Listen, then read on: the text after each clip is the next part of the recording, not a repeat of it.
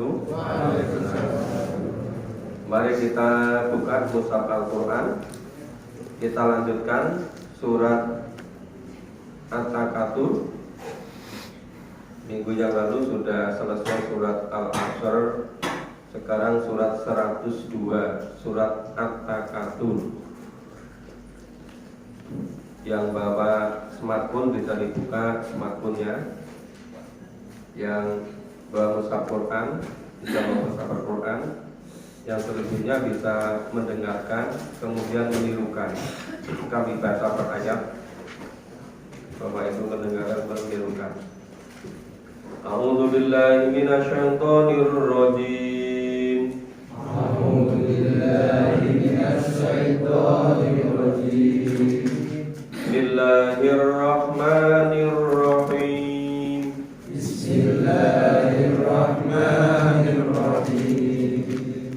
Alhaakumut takatsur. Alhaakumut takatsur. Hatta zurtumul maqabir. Hatta zurtumul maqabir. Kalla sawfa ta'lamun. Kalla sawfa ta'lamun. Thumma kalla sawfa ta'lamun. Thumma kalla sawfa ta'lamun. Kalla law ta'lamuna ilmal yaqin. Kalla law ta'lamuna ilmal yaqin. Latarawunnal jahim. Latarawunnal jahim. Thumma latarawunnaha 'ainal yaqin. Thumma latarawunnaha 'ainal yaqin. Thumma latus'alunna yawma idzin 'anin na'im. Thumma latus'alunna yawma idzin 'anin na'im. Ya, mari kita pahami surat At-Takatsur ini surat Makkiyah. Surat yang diturunkan sebelum Rasulullah hijrah. Ini bagian surat yang sangat penting. Bagaimana Allah mendidik Nabi dan para sahabat untuk memperteguh, untuk memperkuat keimanan. Nah, dengan memberikan berbagai macam contoh, menjadikan keimanan Nabi dan para sahabat itu menjadi kuat, menjadi teguh. Nah, ayat pertama, alhaakumut takatsur. Alhaakum, melalaikan kamu. Alhaakum, melalaikan kamu. Yang melalaikan kamu itu apa? At-takatsur. Ya, dari kata-kata banyak, saling memperbanyak, berlomba-lomba, kompetisi. Nah, ini biasanya terkait dengan banyaknya harta, terkait dengan kedudukan, terkait dengan jabatan, terkait dengan tingkat sosial. Itu takatsur, berlomba-lomba, bermegah-megahan, terus menerus. Urusan duniawi itu seringkali melalaikan, melupakan. Maka Allah ingatkan, alhaakumut takatsur, melalaikan kamu. Sebab seharusnya hidup ini semata-mata untuk menghambakan diri pada Allah. Tapi yang kita saksikan hampir setiap hari, setiap saat, orang berlomba-lomba masalah duniawi. Padahal seharusnya yang betul-betul diupayakan itu masalah ukhrawi. Duniawi itu akan ikut dengan sendirinya. Maka dunia itu sebetulnya jangan dilupakan. Maksudnya seluruh apa yang ada di dunia ini itu seharusnya kita gunakan untuk mengejar ukhrawinya. Tapi kenyataannya alhaakum, melalaikan kamu, ya, karena berlomba-lomba, karena bermegah-megahan, karena kompetisi, karena persaingan, sampai melalaikan. Nah, repotnya lalai itu kata zurtumul makobir. Jadi berlomba-lomba masalah urusan duniawi, ya, terkait dengan harta, terkait dengan ngurusi banyaknya keturunan, anak, cucu, dan seterusnya, ya, terkait dengan bisa jadi itu mencari banyaknya pengikut, apalagi kalau untuk mencapai jabatan tertentu melalui pemilihan, itu ada yang sehari seharusnya 24 jam, tapi sampai sehari 25 jam memikirkan banyaknya pengikut untuk memenangkan suara. Itu yang alhaakum, melalaikan. Sampai kata zurtumul makobir, lalai sampai masuk ke liang kubur. Nah, coba ini. Tadi malam sudah saya sedikit jelaskan di Sampisari. Diawali dengan banyaknya kejadian.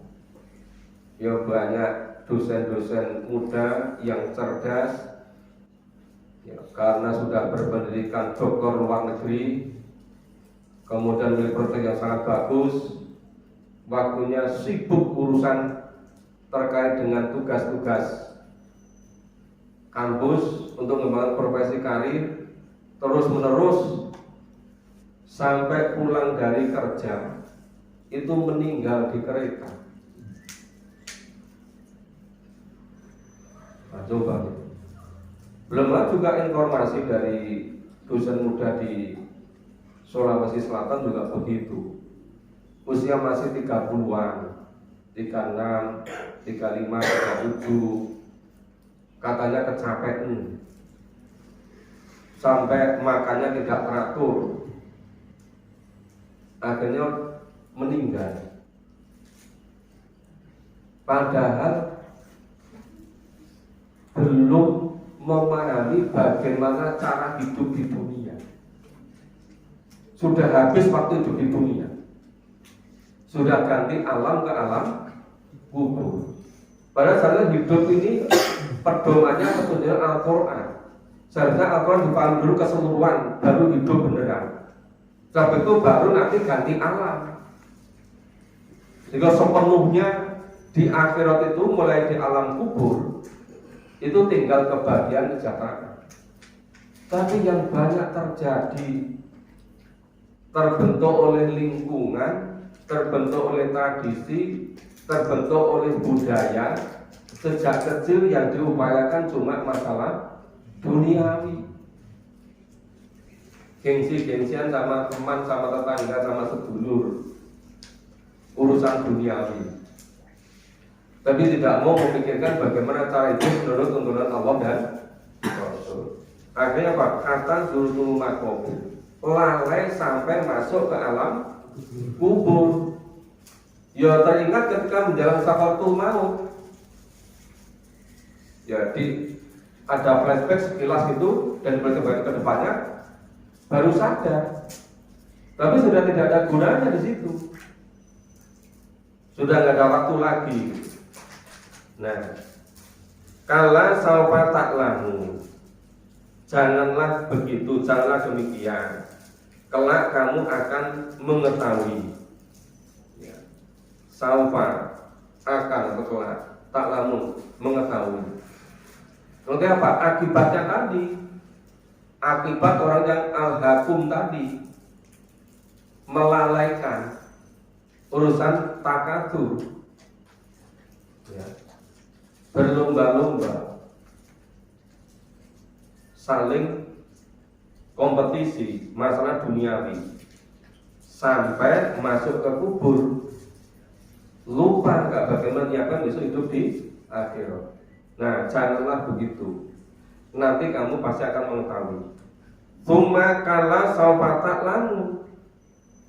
Nah, dan kemudian janganlah begitu. Kelak kamu pasti akan mengetahui sampai diulang. Ya, sampai diulang 3 kali. Betapa pentingnya itu peringatan ini. Kenapa ini diulang-ulang? Karena kebanyakan manusia itu memang lalai urusan akhirat. Padahal tadi malam sudah kita baca di surat Al-Hajj ayat 47. Satu hari di sisi Allah itu sama dengan 1000 tahun di dunia ini. Kalau kita hidup di dunia kira-kira 60-70 tahun, itu nggak ada 1,5 jamnya di sisi Allah. Padahal di akhirat itu khalidina fiha abada. Lu kok bisa? Orang itu kok melupakan yang selama-lamanya hanya memburu yang kira-kira 1,5 jam pun nggak ada untuk ukuran di akhirat. Tapi kenapa hampir semuanya begitu gitu? Jadi terbentuk oleh lingkungan, terbentuk oleh proses budaya yang terus seperti itu, sehingga tidak begitu menyadari tahu-tahu sudah masuk ke alam kubur, sehingga akibatnya begini. Kalau ta'lamuna ilmal yaqin, janganlah begitu. Nah, jika kamu mengetahui dengan pengetahuan yang yakin. Jadi kalau diinformasikan Allah melalui Quran, itu namanya tahu. Tahu itu namanya ilmu. Sama misalnya Bapak Ibu yakin nggak kalau di Aceh ada masjid Baitur Rahman? Iya. Sudah tahu, sudah dari mana? Diberitahu atau melalui pelajaran atau melalui media. Itu namanya ilmu yakin. Tapi sudah lihat ke sana? Belum. Kalau sudah lihat di sana namanya ainul yakin. Menyaksikan dengan mata kepala sendiri. Nah, kalau hari-hari tinggal di situ namanya hakul yakin. Ini besok hidup di alam kubur itu, di akhirat itu. Ini semuanya sudah diberikan Allah dalam Quran. Maka disebut dengan ilmu yakin. Tahu karena ada ilmunya. Dan itu kebenarannya pasti, kebenarannya 100%. Itu ilmu yakin. Nah, setelah nanti ngalami betul-betul ainul yakin. Kemudian jadi hakul yakin. Mestinya kita itu kalau betul-betul iman sama kebenaran Al-Quran, walaupun ini bentuknya ilmu yakin, pasti sampai kepada hakul yakin. Karena kebenarannya 100% pasti terjadi. Itu konsekuensinya apa? Seharusnya menyiapkan diri. Lataromun al-jahim. Nah, misalnya kamu nanti pasti akan melihat neraka jahim. Kenapa kok pasti neraka jahim? Itu tadi al-hakumut takatsur. Satadzurtumul maqabir. Jadi mungkin semula pikirannya itu hukum usia masih 30-an tahun, ini sedang luar biasa kecuali mengembangkan profesi karir gitu kan. Dan nanti ketika usia sudah 40-41 tahun mulai puncak karirnya, tinggal menyiapkan akhiratnya.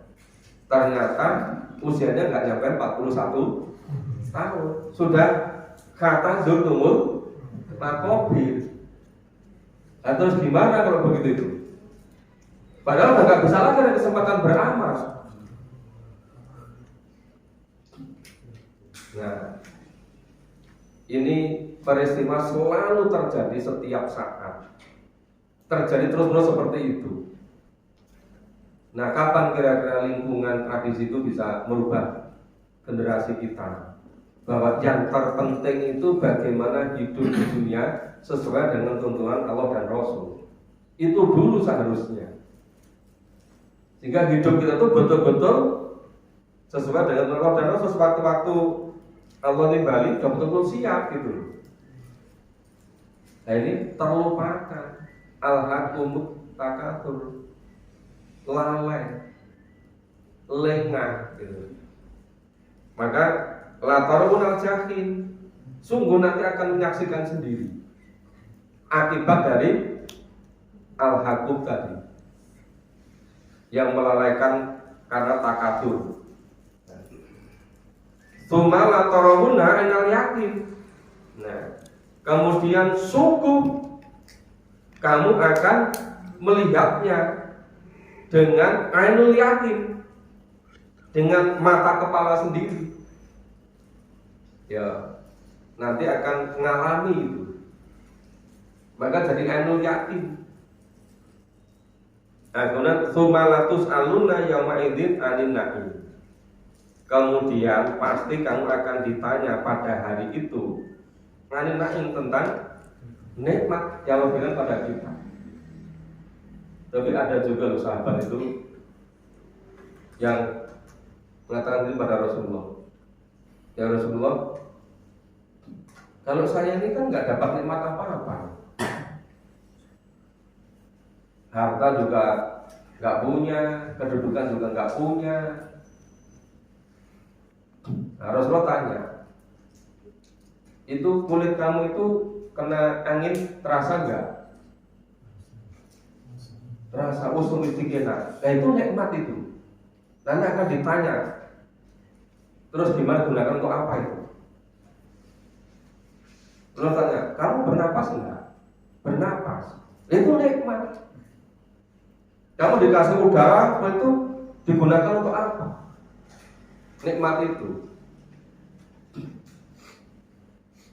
Jadi mungkin berbeda situasinya. Kalau biasa orang Arab itu ngomongin apa adanya gitu, frankly speaking, terus terang gitu, nggak nganggo basa-basi.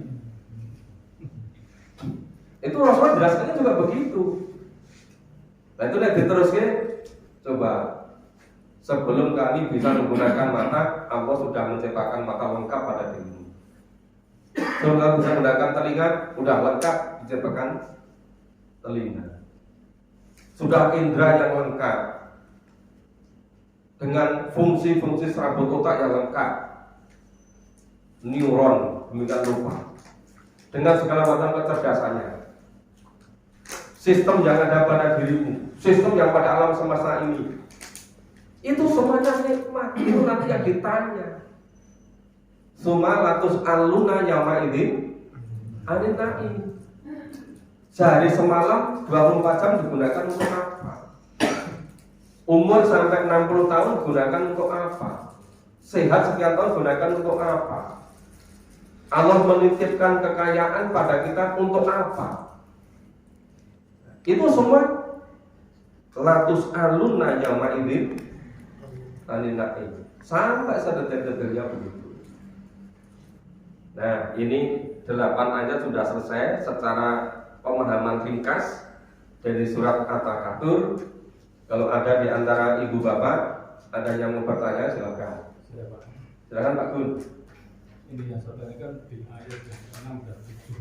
Ya. Misalnya kamu benar-benar akan melihat malaikat, dan kemudian yang ayat 7, kemudian kamu benar-benar akan melihatnya. Dan pertanyaannya, apa sekedar hanya melihat atau sampai masuk ke neraka? Ya, kalau ainul yakin itu memang berada di situ. Jadi kalau yang ayat 6 itu latarahun al-jahil, niscaya atau pasti kamu akan melihat. Itu bisa jadi melihatnya di luar. Tapi kalau ainul yakin itu ada di dalamnya. Maka itu kan diulang kan? Ainul yakin ada di situ. Kalau pertandingan antara Argentina sama Indonesia itu yang ada di stadion GBK, ainul yakin Pak di dalamnya, ya kan? Kita cuma dengar-dengar ya ilmu yakin, Pak. Iya kan? Yang ada di dalamnya itu ilmu yakin. Nggak langsung dengan mata kepala, ya di dalamnya. Ini akibat dari takabur tadi, Pak. Melalaikan. Apalagi dengan namanya hobi, bakat, minat, terus gengsi-gengsian. Kuwi ngentekke dunya, Pak. Nganti kata zurtumul makobi. Nganti mati orang rampung.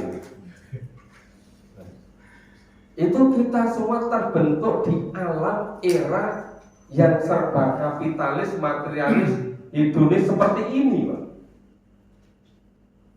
Makanya kalau kita nggak betul-betul memahami tuntunan Allah, kita tidak akan bisa hidup benar ini. Karena semua terbentuk seperti itu, seperti terprogram di seluruh dunia seperti itu. Orang disibukkan dengan berbagai macam kesenangan dunia ini. Sekarang apa-apa itu kan takabur, Pak. Apa-apa itu kan berlomba. Apa-apa itu kan pakai persaingan. Apa-apa itu pakai nanti dikasih hadiah, dikasih apa itu? Mau datang ke tempat apa hiburan saya pakai apa itu? Pakai door prize. Padahal nggak pakai door prize sudah ada kebutuhan ke sana ini. Masih pakai door prize lagi. Itu kita hidup di alam yang sedang seperti itu. Makanya kalau kita nggak betul-betul fokus, nah kita akan ikut juga latarawunal jahil. Cuma latarawunal ainal yakin.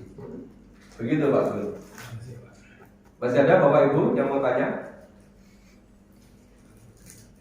Nah, kalau nggak ada kita lanjut satu surat. Surat Al-Qari'ah, surat ke 101. Nanti kalau surat ini selesai berarti kerja masih kurang 100 surat ini. 14. A'udzu billahi minasyaitonir rajim. A'udzu billahi minasyaitonir rajim. Bismillahirrahmanirrahim. Bismillahirrahmanirrahim. Al-Qari'ah. Al-Qari'ah. Mal-Qari'ah. Mal-Qari'ah. Wa ma adraka mal-Qari'ah. Wa ma adraka mal-Qari'ah. Yauma yakunun nasu kal farashil mabthus. Yawma yakunun nasu kal-farasil mabthus. Wa takunu jibalu kal-ihnil manfus. Wa takunul jibalu kal-ihnil manfus. Wa amma man thaqulat mawazinuhu فأما من ثقلت موازينه فهو في عيشة راضية. فهو في عيشة راضية.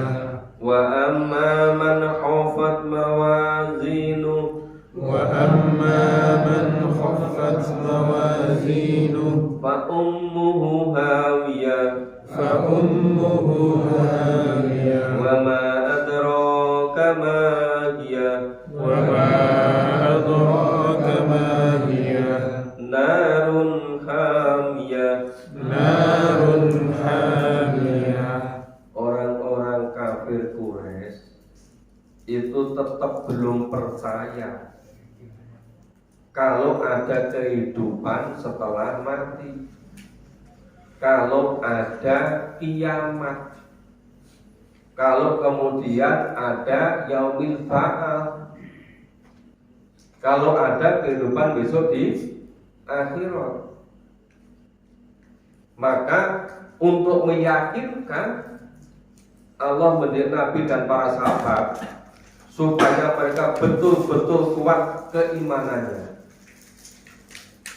yaitu surat Al-Qari'ah, hari kiamat. Mal-Qari'ah, apa itu hari kiamat? Ya, sama ingin tahu itu, sama penasaran. Ya, hal baru bagi mereka. Apa itu qari'ah? Wa ma adraka mal qari'ah. Jadi ma adraka itu sesuatu yang sebetulnya akal pikiran kita nggak nyampe, nggak sanggup untuk memahami. Ma adraka. Jadi akal kita, pikiran kita nggak sanggup untuk memahami. Jadi Mama adraka mal qari'ah. Tahukah kamu apakah itu hari kiamat? Ini tetap ingin tahu. Makanya dikasih gambaran yang kira-kira kita bisa paham. Yaudah kalau gitu Allah memberikan gambaran secara singkat. Ya apa itu qari'ah? Yauma yakunun nasu, ya pada hari kiamat itu manusia kal faros seperti anai-anai, laron atau kuku, mabetut yang bertebaran. Nah, manusia sing ketoke bodi dhuwur kaya Werkudara, kaya Garuda. Ternyata seperti laron. Coba kalau pas musim penghujan datang, kemudian ada lampu, laron udah mulai lampu kabeh itu kan? Nah ini kenapa kok kal farosi seperti nggak persis? Kenapa? Karena pada qari'ah itu kiamat itu orang itu banyak yang menderita, banyak yang mulai tersiksa. Nah kalau seperti laron, mereka gembira ria, memperebutkan sinar. Makanya di sini pakai istilah kan, seperti ini kurang persis. Ini laron ini seneng golek sinar. Ini yaumul kiamat, wong ini jadi menderita. Mula murkoyo, nggak persis itu. Ya, manusia seperti laron, seperti aneh-aneh, seperti kupu yang bertebar ke sana kemari. Tapi saking bingungnya manusia itu, kaget semua, terkejut semua. Itu satu gambar. Berikutnya, watakunu jibal kal injil makus. Nah, gunung-gunung, yang gunung itu di ayat digambarkan, gunung itu sebagai pakune bumi, sebagai pasaknya, supaya bumi ini kalau gempa tidak mudah goncang. Maka ada namanya paku bumi, pasak bumi, itu namanya gunung. Lah gunung yang demikian kuat, demikian gunung itu bisa kita lihat Gunung Merapi itu. Kalau pagi-pagi yang nggak ada kelihatan jelas kan, sore hari kelihatan pas nggak ada awan itu. Ya.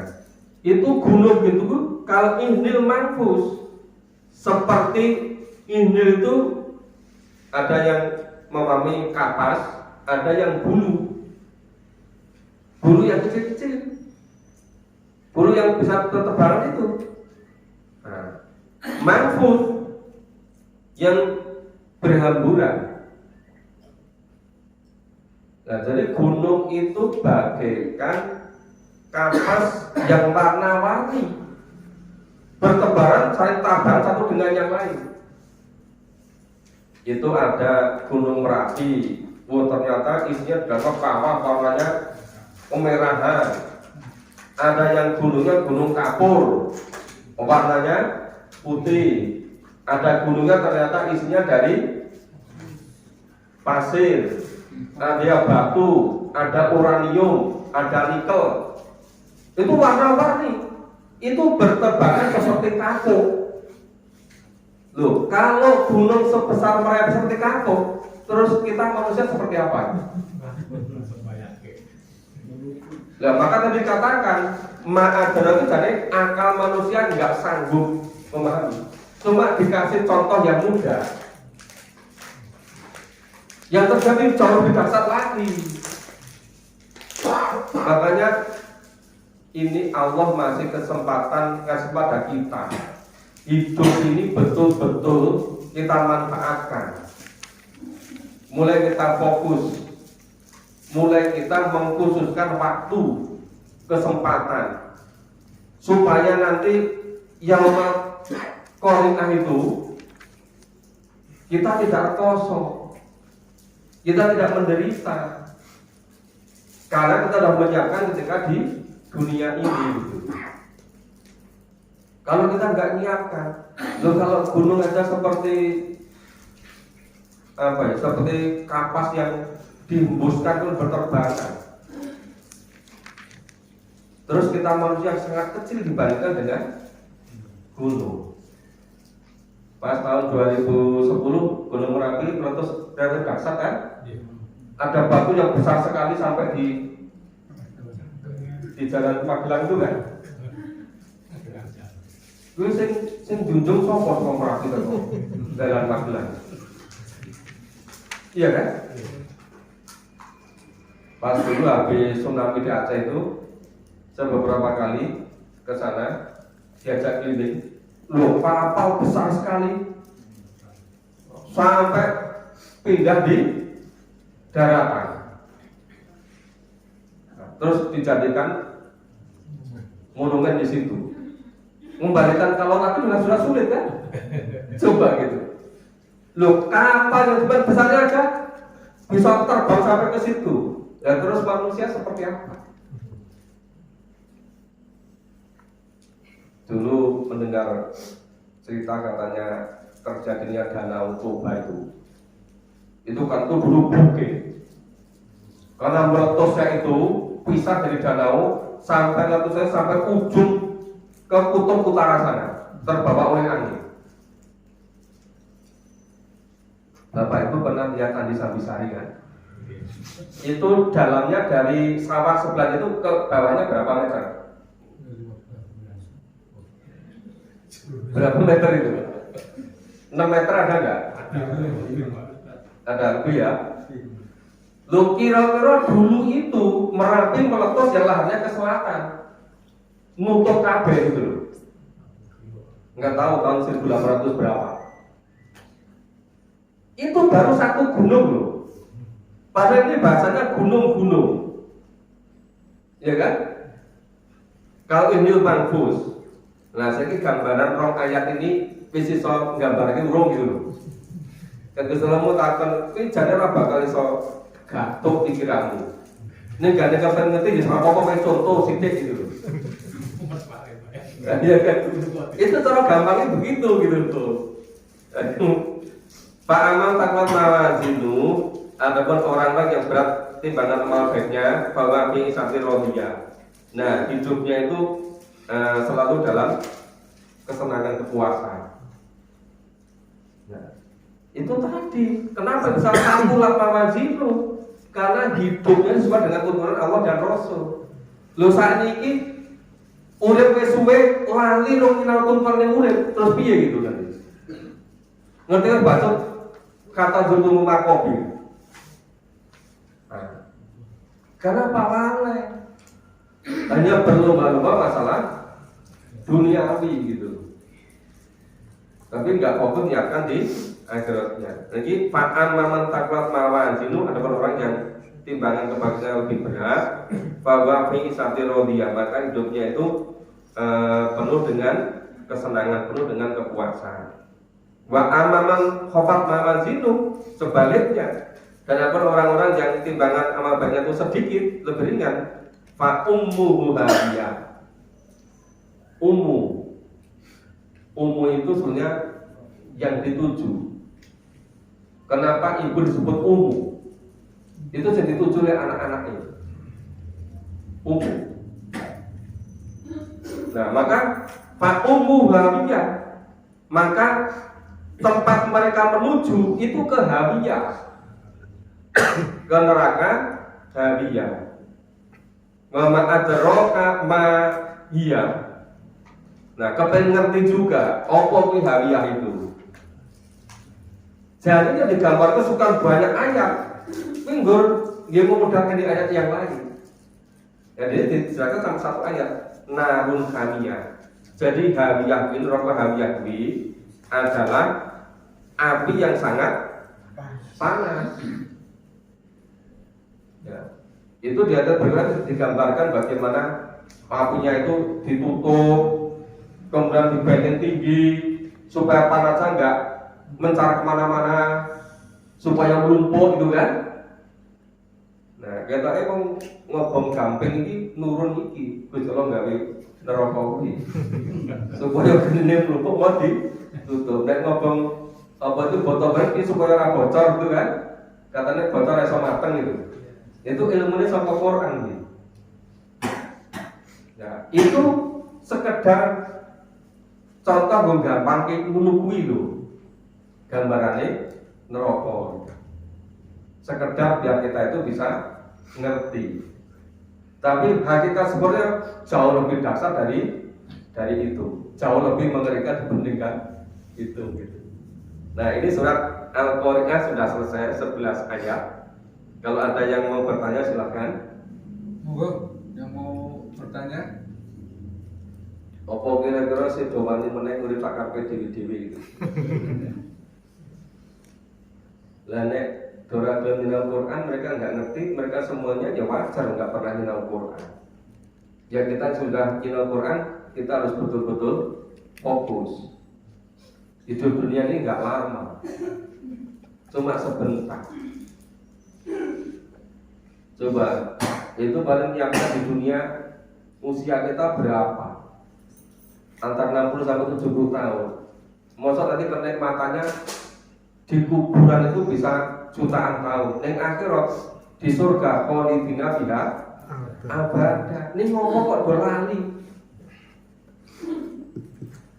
Sama lupa menyiapkan besok di akhiratnya. Sekedar nyampe dunia yang sifatnya dunia yang sangat sebentar. Padahal hidup yang sebenarnya ada hidup besok di alam akhirat itu. Padahal ini baru selesai 14 surat. Ya kalau dia sudah delek-delek. Cerita kurang ini juga. Padahal banyak sekali terkait dengan hari kiamat ini. Monggo. Masalah gambaran tadi dengan apa ya hari kiamat. Wa takunu fi ba'il mahfuz. Gunung itu digambarkan seperti itu yang berterbangan. Ya. Kalau di surat yang lain ada di surat An-Nahl dikatakan posisinya lebih baru fakana saloka. Maka cara gunung-gunung itu seperti fata morgana. Ya. Bagaimana Tuhan itu menggambarkan keadaan hari kiamat itu gunung seperti fata morgana ya. Satunya lagi gunung seperti bulu itu ya. Apakah ada satu korelasi atau persamaan dalam memberikan gambaran pada manusia seperti itu? Sebetulnya itu menunjukkan gunung yang demikian itu berkeping sangat kecil, seperti debu, kelihatan seperti air. Tetapi dekati sebenarnya itu sudah tidak ketemu lagi karena sudah menjadi partikel yang sangat kecil-kecil, ya kan? Itu seperti fata morgana. Coba kalau misalnya Bapak Ibu kalau siang-siang kira-kira jam 1 jam 2 itu lihat di jalan aspal atau di mana yang kalau gitu. Dan depan sana kan ada air kan. Tapi kalau dikejar, sebelum nggak ada kenapa? Itu merupakan partikel yang sangat kecil. Tapi kalau gunakan alat yang lebih canggih, kelihatan semua diperbesar. Itu menggambarkan bukit yang semula demikian keras, demikian besar, itu saking hancurnya berkeping-kepingnya, itu bagaikan seperti debu. Seperti ada air di situ. Karena apa? Saking jadi kecil-kecilnya, saking dahsyatnya yaumil kiamah itu. Nah, itu yang bisa menyelamatkan hanya amal itu. Jadi walaupun di dunia ini wis pokoknya saya kita apa itu latihan bela diri sekuat mungkin, sebenarnya kiamat kita kuat itu nggak bisa bukan dengan cara itu, tapi hanya dengan iman dan amal soleh.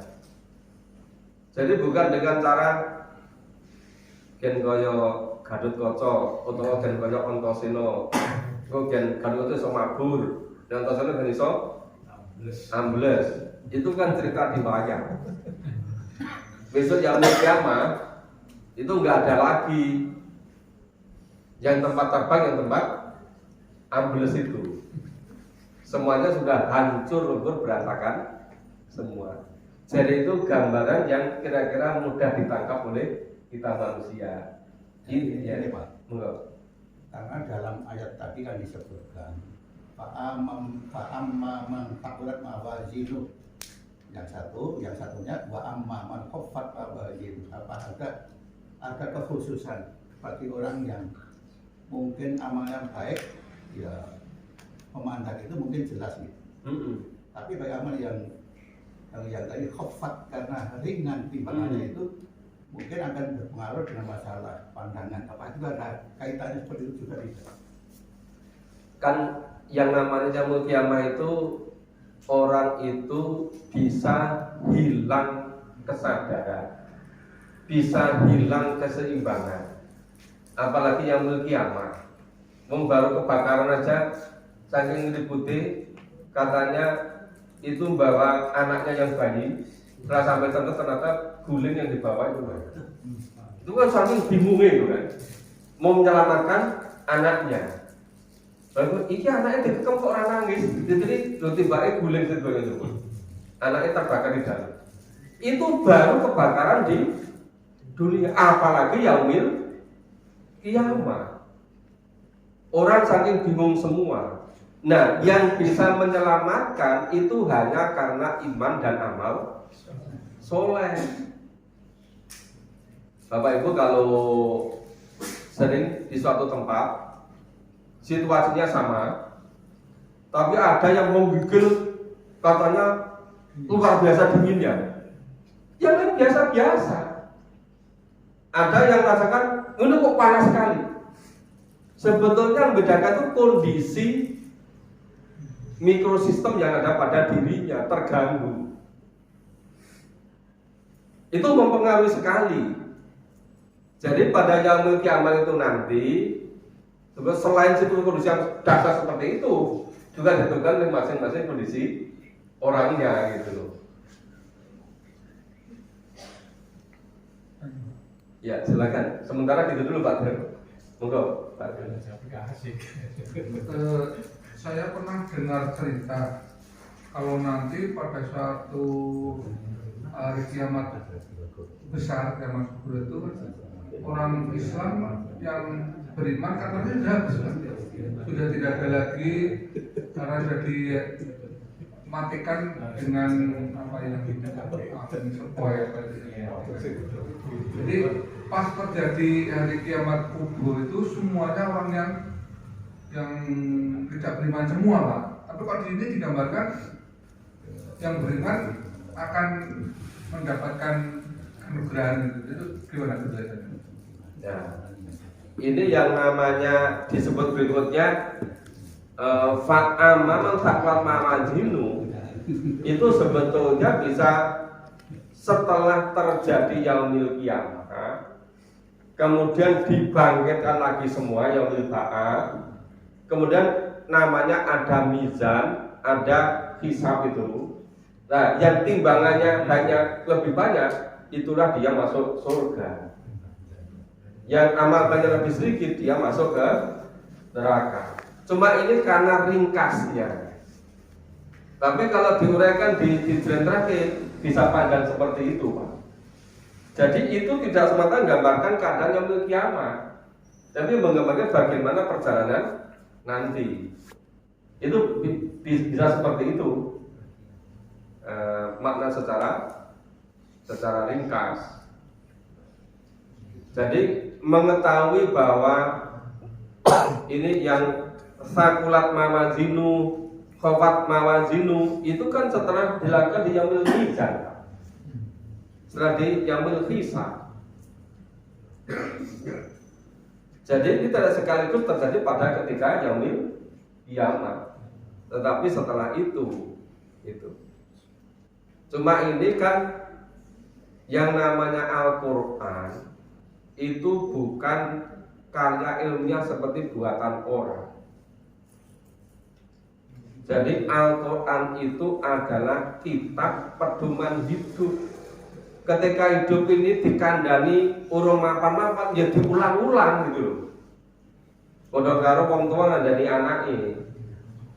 Nduk, le wis sesuk salat. Wis perang dina ora salat, dikandani salat meneh gitu loh. Somben perang sasi, terus kandani salat meneh gitu loh. Terus nganti tingkat-tingkat gitu. Jadi Al-Quran itu adalah kitab sebagai pedoman hidup untuk mendidik, kitab untuk dakwah.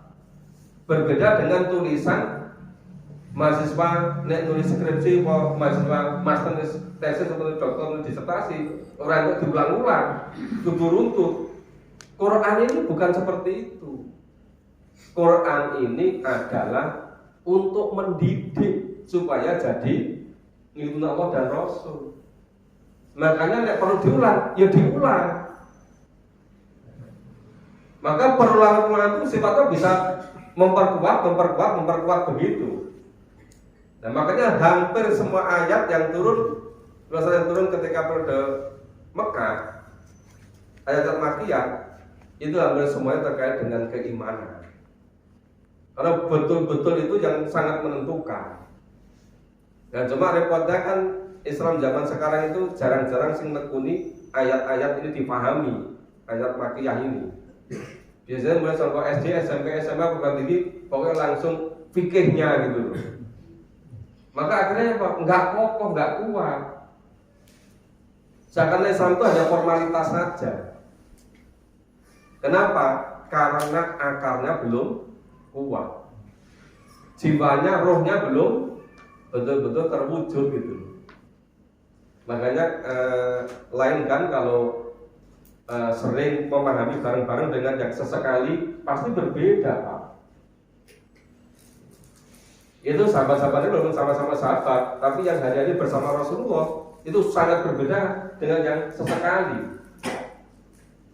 Karena kalau terus itu ada penghayatan terus-menerus, ya kan? Dan hanya sesekali sangat berbeda. Yang kita terhadap Quran juga begitu. Nah makanya kenapa kita perlu memprioritaskan, karena kan hidup kita itu nggak lama di dunia ini. Maka sebetulnya fokus nyiapkan besok di akhiratnya. Ternyata sudah jam 8 nih. Nah, saya kira demikian Bapak Ibu. Jadi pada malam hari ini kita memahami 2 surat. Semoga minggu depan bisa melanjutkan ke surat sebelumnya, surat ke-100.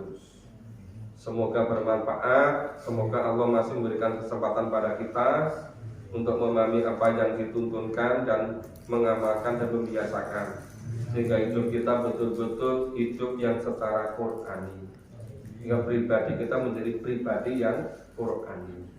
Itu yang insya Allah bisa menyelamatkan kita ke alam-alam berikutnya.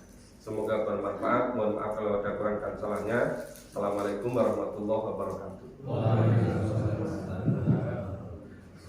Demikian Bapak Ibu kajian pada malam ini. Terima kasih kepada Pak Profesor yang telah memberikan penjelasan pada kita sekalian, sehingga kita bisa sedikit lebih paham, lebih mengerti, hingga kemudian bisa bergerakan untuk menambah keimanan kita.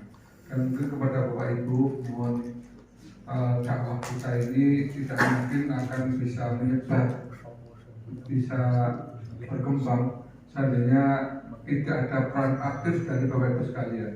Karena banyak saudara-saudara kita yang mungkin belum berkenan hadir, belum mau membuka diri untuk mengkaji kajian Al-Quran, sehingga perlu bantuan dari Bapak Ibu sekalian untuk selalu mengajak-ajak kepada saudara-saudara kita yang belum mau mengikuti pengajian seperti ini.